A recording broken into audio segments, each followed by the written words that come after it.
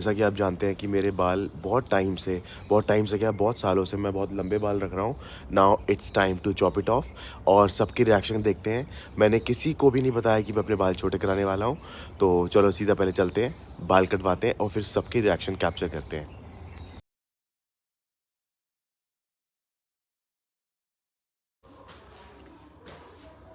टुकड़ा वाला भाई कटवा दिया, कैसे लग रहा है? ठीक लग रहे हैं? हाँ। इधर देखो कैसे लग रहे हैं मेरे बाल। आप मेरे पे हंस रहे हो?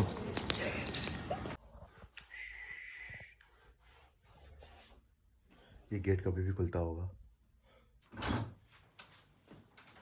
कहाँ है पापा? ओह वाओ, नाइस, अच्छा लग रहा है? अच्छे लग रहे हो।